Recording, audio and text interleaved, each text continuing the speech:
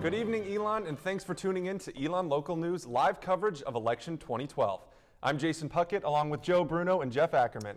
We'll be switching off behind the desk for all-night election coverage. We'll be with you on the air until well after the polls close, bringing you the latest numbers. We'll cover the local races and, of course, the presidential election. And we also have stories from every angle, something you won't find anywhere else. Here's how tonight is going to work. We have reporters across North Carolina and across the country. In a couple of minutes, we'll check in with Katie Maraghi, who's in Chicago, near President Obama's election party, and with Scarlett Fakar in Boston. She's close to where Governor Romney is waiting his results. And for the gubernatorial race, our Nicole Chadwick is in Raleigh. She's been following the Democrat Walter Dalton's campaign. And in Charlotte, our Addie Haney is at Republican Pat McCrory's watch party. We'll catch up with our reporters in a few minutes. But first, Carly Hilliard will host different panels tonight to discuss election topics and issues. She has more. Carly. Thanks, guys. I'm going to be checking in with students and faculty throughout the night to get the Elon opinion on the election. I'll be speaking to 3 different panels about topics like the economy, the media, and first-time voters. Our first panel will begin in less than an hour, so be sure to stay with us. And tonight we're also working with Elon student newspaper, The Pendulum. Our Fast Track Data Center is across the street from our studio. Let's head over to Catherine Wise to find out more. Thank you. We're over here at Pendulum Student News Organization tracking both local and national numbers as they come in. As polls close and exit numbers arrive, we'll keep you updated each hour with what you need to know in this election. I'll be here at the Fast Track Data Center until we have a winner. I'm Catherine Wise. Back to you. And the biggest race of the night, President Barack Obama seeks his second term, while Republican Mitt Romney looks to take control of the Oval Office. And Katie Maraghi joins us from the Thompson Center Plaza at the CNN Election Night America Party in Chicago. We have her on the phone right now. Katie, what can you tell us? There aren't too many people on the streets yet. The weather certainly doesn't help. It's about 35 and raining, and snow is expected in a couple of hours. Let's catch up with Scarlett Fakar, who is live at the Boston Convention Center, where Governor Romney's election party is taking place. Scarlett. I'm in the Press Filing Center in Romney headquarters. Tonight, Governor Mitt Romney will either be giving a victory speech or a concession speech. But it's been a great week so far here in Boston. I've been getting to do a lot of things. I've seen a lot of historical sites, and I've also talked to a lot of college students, a lot of people on the streets about what's most important to them in this election. McCrory lost in 2008 to Bev Perdue. I am here live in Charlotte for Pat McCrory's campaign headquarters. People have just started to file in now. We'll wait to see the results of tonight's election. He's monitoring social media tonight. Steve, what's going on online right now? Hello and welcome to my humble abode. This is the Social Media Corner. I am Steve Roth. The enthusiasm you saw here tonight, President Clinton gave a very analytical speech, but they didn't get a job instead of moving back in with their parents. Thank you, sir. You don't want to move back in with your parents, do you? They don't want you to move in with you either.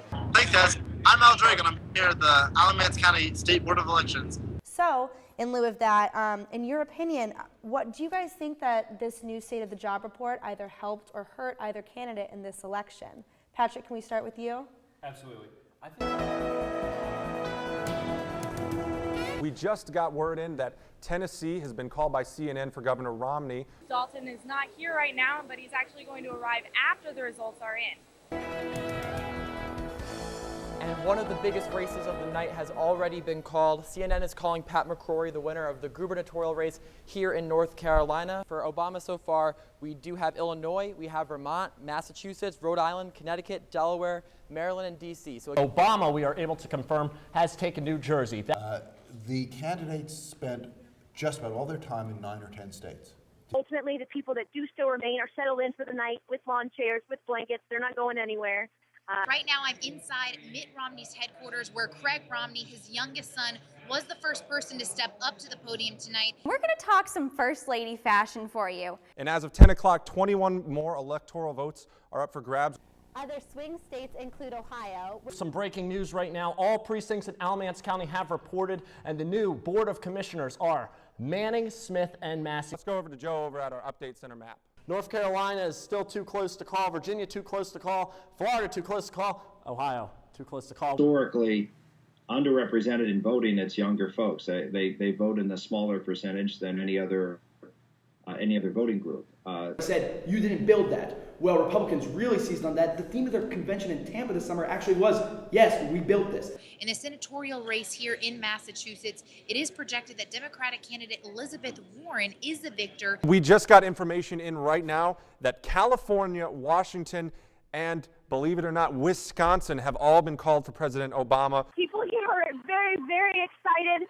There obviously is no surprises there necessarily, but with the 55 electoral vote coming from California, it's given Obama a huge bump, and he's that much closer to the 270 that he needs. Real quick, before we go to this story, Iowa has just been called for Obama. We're looking at some serious numbers, some serious information coming in. We're going to work on getting this out to you here in just a couple of minutes. If we can zoom into this right here, this tweet by the Twitter government, I'll read it to you. With 20 million tweets, Election Day just became the most tweeted about event in U.S. political history. We're here to report to you right now that both CNN and NBC are reporting that President Obama has won the 2012 election season.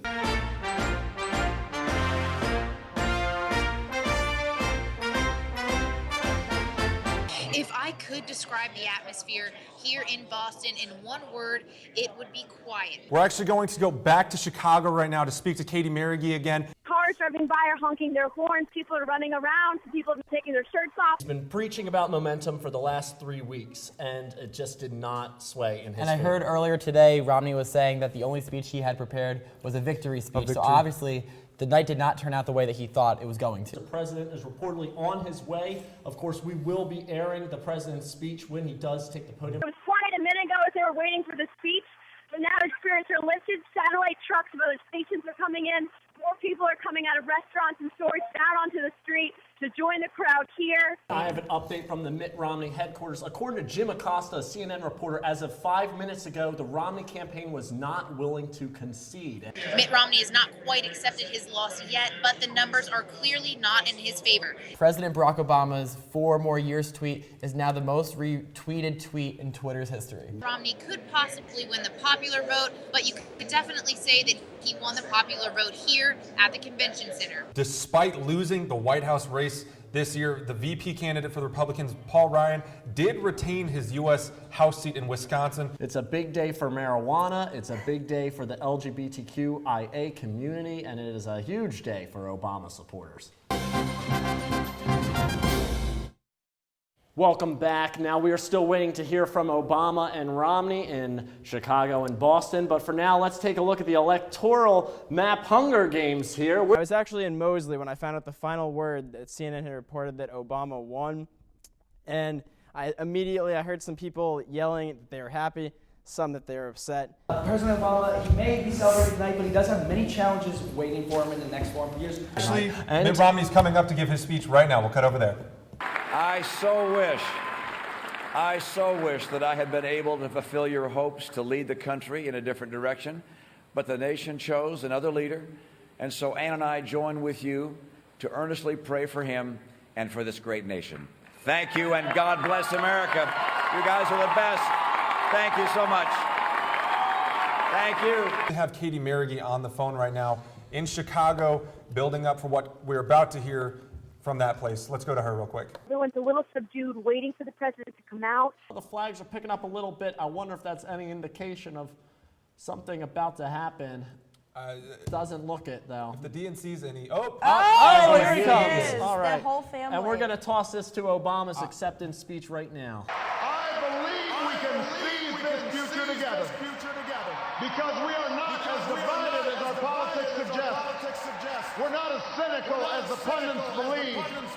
We are greater than the sum of our individual ambitions, and we remain more than a collection of red states and blue states. We are and forever will be the United States of America.